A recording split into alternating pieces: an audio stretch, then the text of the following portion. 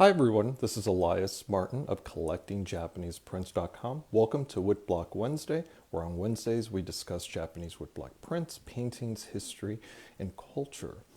Today's Woodblock Wednesday is focused on a Shin Hanga artist, Hiroshi Yoshida. I'm very fortunate to have two impressions of the same design to show all of you. But before we do that, I want to welcome all of you who are joining us on YouTube. This video broadcast is done live on Facebook, so it's nice to see all of you here. But also, for those of you who catch us on YouTube, all of our Facebook Live recordings are on there now. We've basically downloaded all of them, and so if you've missed one or two, you can go to our YouTube channel and check us out. So please do that if you're interested in learning more about our previous videos. Now, without further ado, I want to show you what I have to share today. Let's go to the table. So what we have today are two woodblock prints by the Shin Hanga artist Hiroshi Yoshida. And I've noticed that we've gotten a large group of new viewers on YouTube. And so I want to go over a few things that might be an overview or a review for seasoned listeners or watchers of our YouTube channel, as well as being collectors. Hiroshi Yoshida was a Shin Hanga artist, and I'll give you his dates. He was born in 1876 and died in 1950.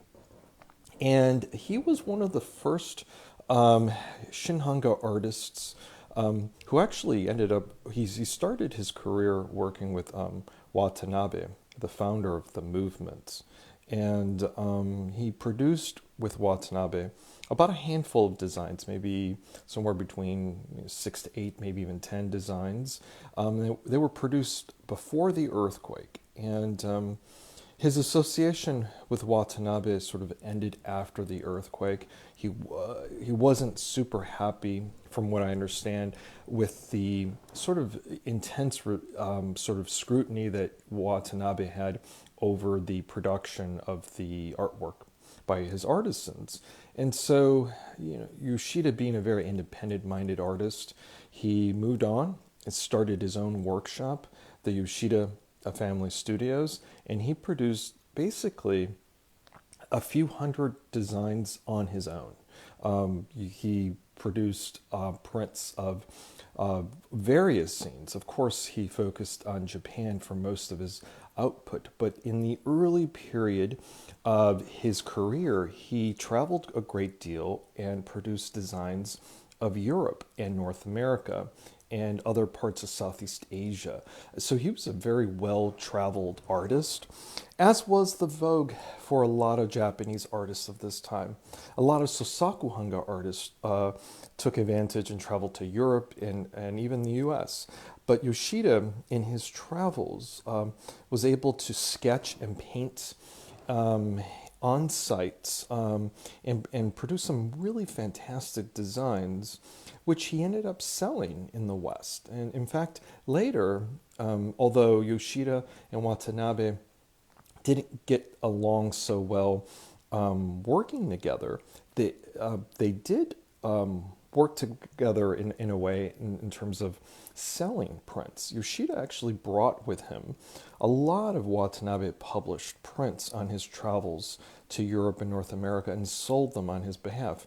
And so Yoshida was sort of a really great diplomat, an ambassador for Japan to the West, and also a really great salesman, and personally placed a great deal of Japanese prints, particularly Watanabe published prints, in the West.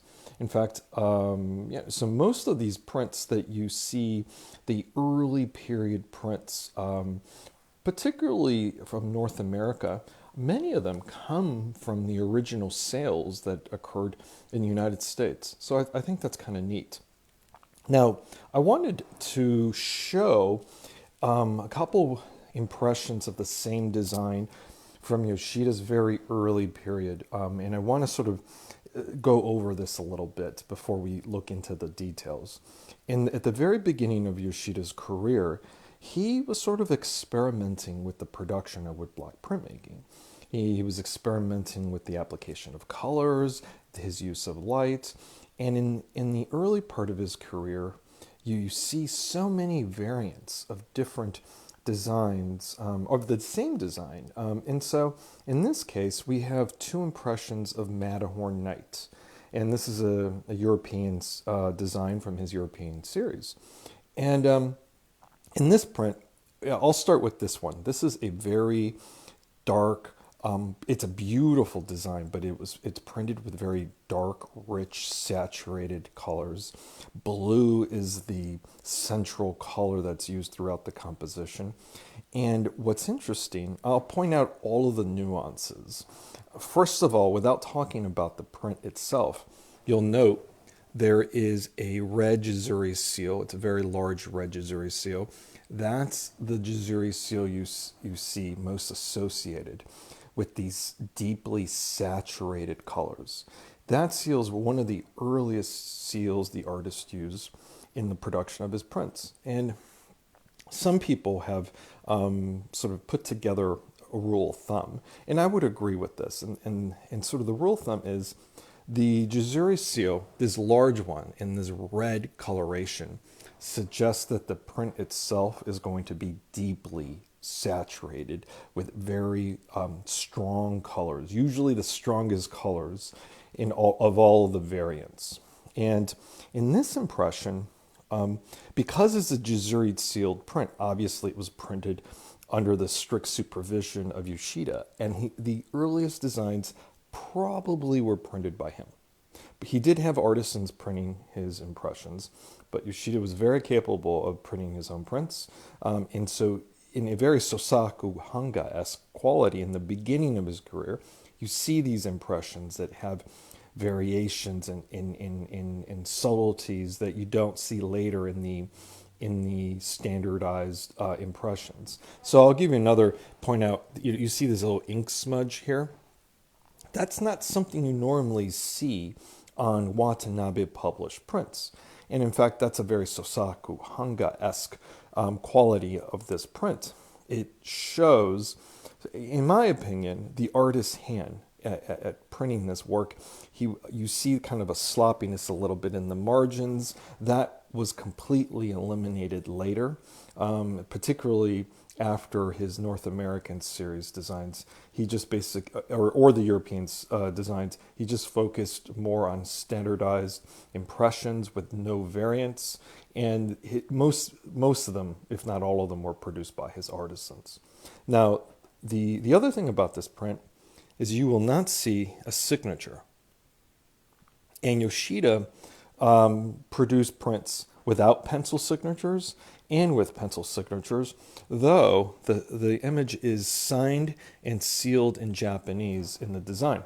And so what does this mean? Collectors sometimes wonder, well, my print's not signed. Is it original? And yes, it's original because it bears a very important Jizuri seal. Without that seal, the print would suggest that it was posthumous or printed after his lifetime. By and large, 95 or 98% of Yoshida's prints bear that Jizuri seal. So that's very, very important.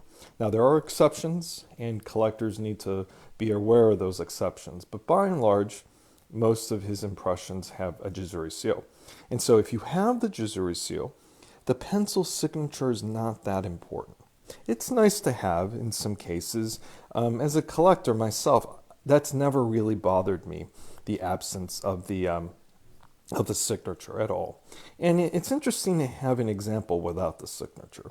And some people have argued that the pencil signatures were added there for the Western collectors, for the Western market. And I see that, and I believe that's true, because it's sort of redundant to have a pencil signature and then a Japanese script signature with a seal. I mean, you don't need all of that, technically. And so, generally speaking, what the thought is that The prints that lack the pencil signature were actually intended for domestic consumption and were sold to the Japanese.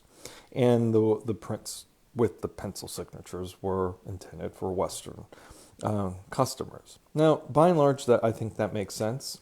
But there are other theories, and then there's other observations collectors have made.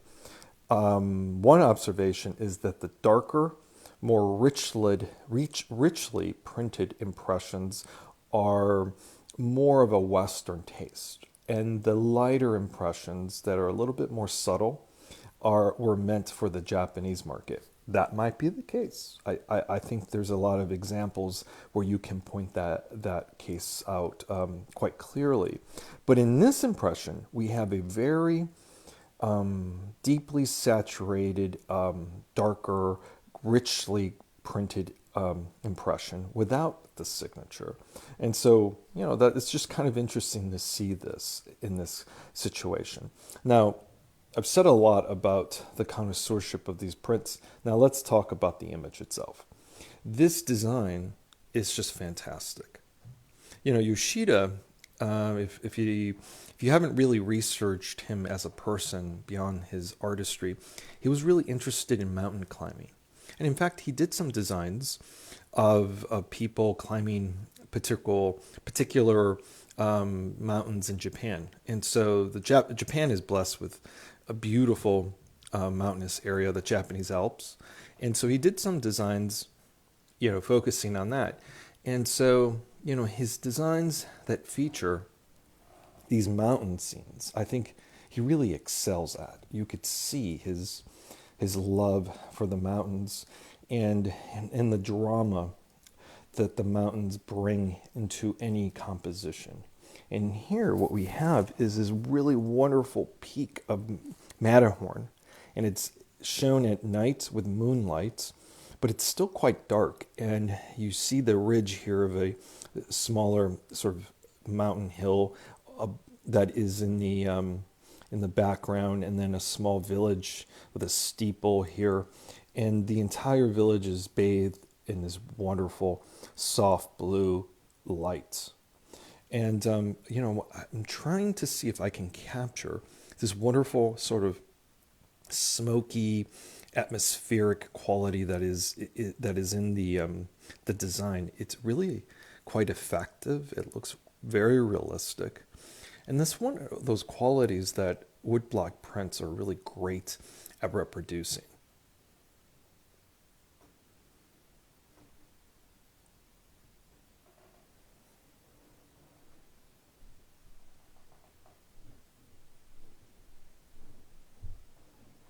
Now, I think what makes woodblock print collecting fun and interesting is that prints obviously are not originals in the sense that they're multiples. I mean, it is an original, and I should use these words more carefully, but not in the way that paintings are original, and so these prints are multiples, and it's particularly in this early period of Yoshida's career.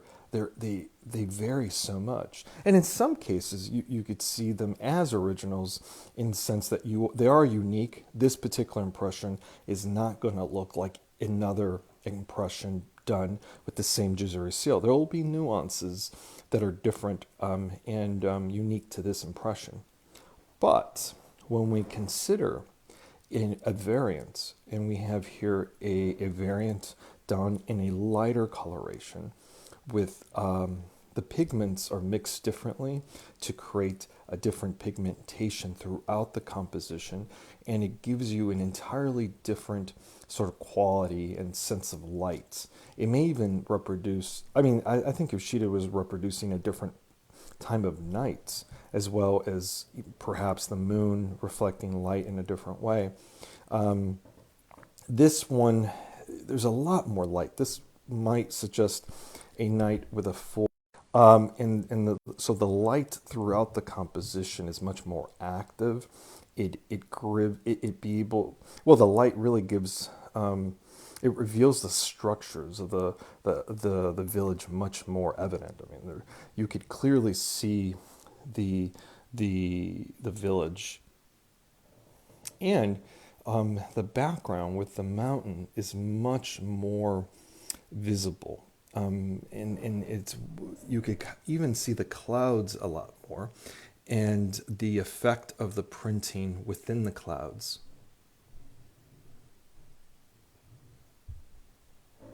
I mean, I think this comparison is really striking, and this is a comparison you see quite a bit in Yoshida's early period work. I've done another video where I showed four, I believe it was four impressions of the same design and how different Yoshida treated each impression.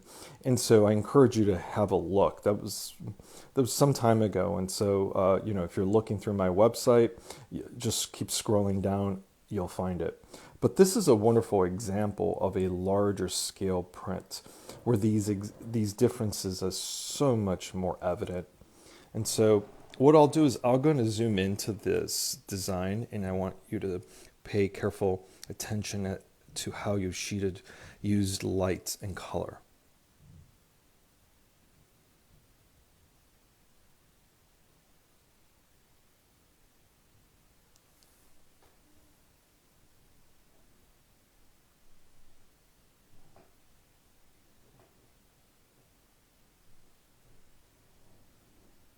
Now, moving to this design, let's carefully consider the same thing. You could see how different the two prints are.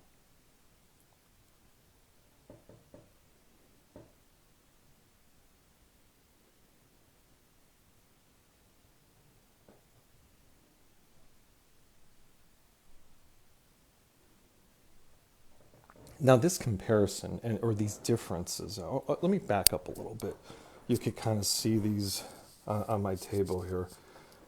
They're quite large, they're diobon, so they're basically two obon size prints next to each other. That's how large these two prints are. But when you look at them together, it's just this wonderful comparison that could be made by these early impressions. And you can't do that with other artists. So Hasui, for example, his impressions are really consistent from one to another. And that's a compliment to Yoshida's studio. I mean, not Yoshida's studio, Hasui's publisher's studio, Watanabe. Watanabe, his artisans were just the best at being able to reproduce impression to impression to impression with such a wonderful consistency. And that's great. When you're dealing with something such like woodblock prints, it's very hard to produce something that looks so consistent. And that attests to the skill of the artisans producing each print. And that's great. And there's a lot to be said about that. And you see that throughout the entire Shin Hanga period. All of these publishers hired artisans that were masterful, that were able to produce a consistent product. And Yoshida was able to do that, don't get me wrong. Later in his career, not too much later, he figured out, okay, we're going to do prints in this way.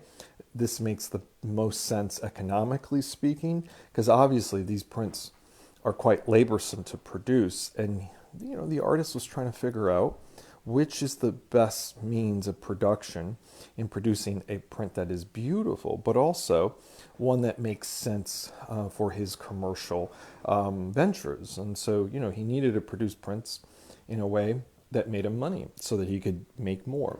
And so in this early period, he's experimenting like any artist. And these prints really reflect his concern for the artistry of his impressions, as well as how to best make a print and keep everything working well, particularly his bottom line.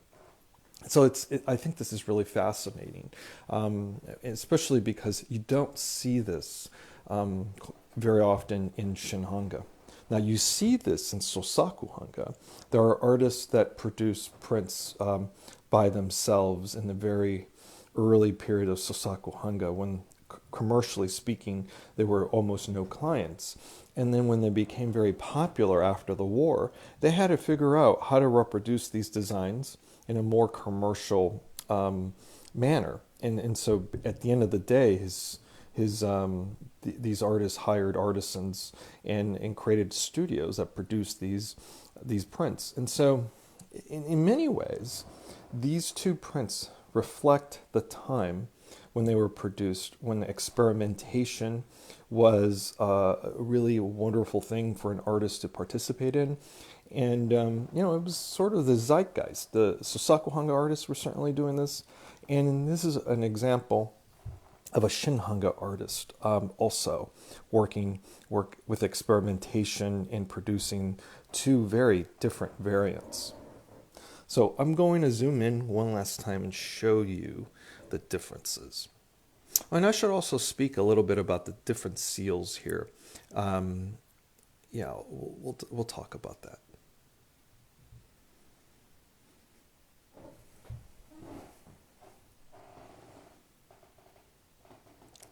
And I worry that with my iPhone in this light, you don't get the dramatic difference, but it is dramatic. And if I step back, you see how blue and dark this is, and how much more light there is in the bottom right corner with the village there. Now, the other thing about this print that I should point out is that this impression has a pencil signature, as you would expect. Most designs have pencil signatures.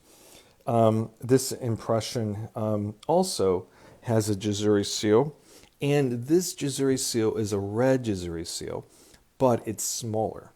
And so sort of the rule of thumb, if it's a red Jizuri seal, it means that the colors are more saturated and brighter. If it's a smaller Jizuri seal, that means it's slightly later than the larger Jizuri seal. And when I say later, I don't mean years later. I mean, it could be weeks later, maybe a month later. And so it's very hard to sort of discuss these seals in terms of later, because not many prints were produced. When we talk about Hasui prints and early versus late, we're talking about thousands of impressions in between those two different states. Not this design. This was an oversized print, clearly, and Yoshida did not produce that many of these prints, partly because of the size, and because the size created some difficulty in printing, and the costs associated with this. And this is at the early part of his career, and perhaps they weren't selling as well as other designs were later in his career. And so what I do know is that this design, the frequency that it appears on the market suggests that the design is much more scarce versus other prints produced later in his career. But nonetheless, this has a Jizuri seal with a red, which would suggest this is a brighter coloration versus one. I don't have it, but imagine another impression here that has a regular black Jizuri seal.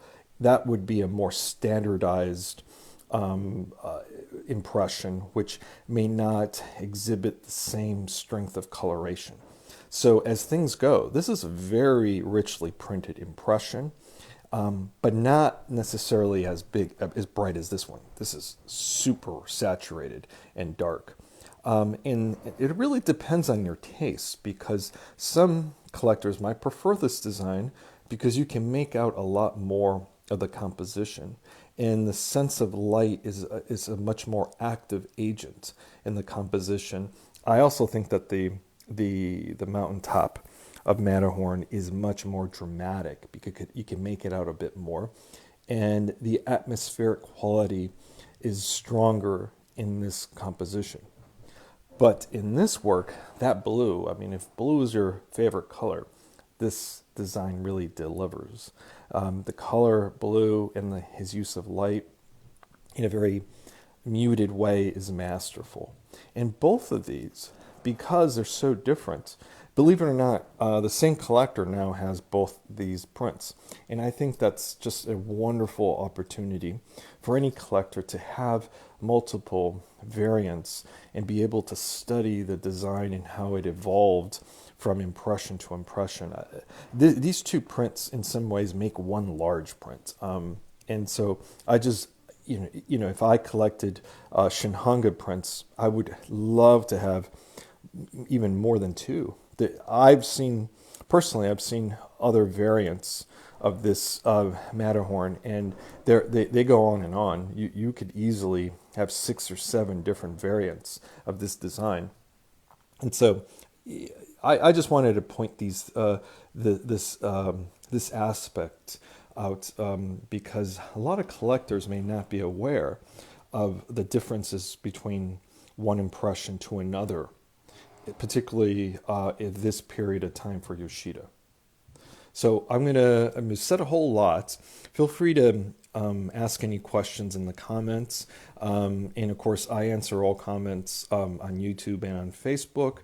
And or if you have any particular concerns or questions that are more involved, feel free to DM me. But this was just a really wonderful opportunity to show these fantastic different variants.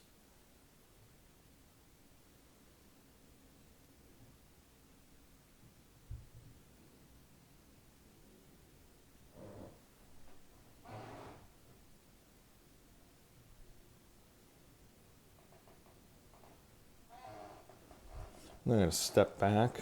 You could see, it depends on what angle I walk around and what the light, but I think this is the most dramatic. You could see how different the coloration is between both prints. And my table is illuminated by a dimly lit overhead light, a pendant light. It should probably have a stronger light here, but this does give you a sense of what they look like.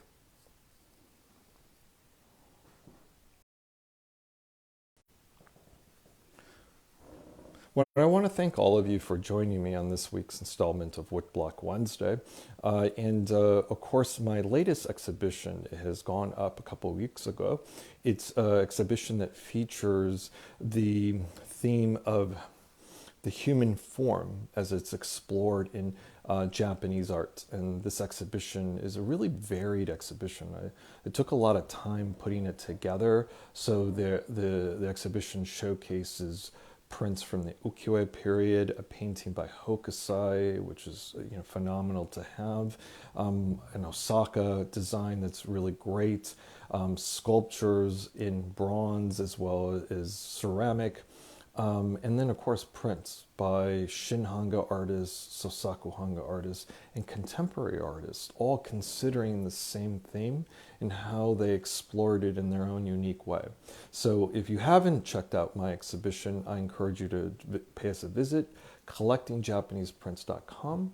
And of course, on my website, there's also a bookstore that discusses, well, that has a nice assortment of books. Oh, before I go, I want to show the book I have. I often forget to show the books.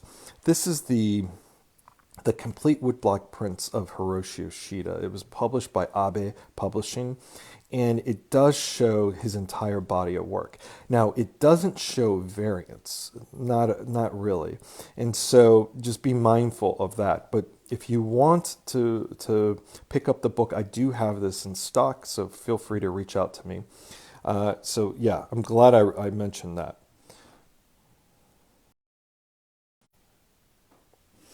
One thing I always mention to collectors, particularly early in their collecting career, is to acquire the appropriate reference books before you start buying.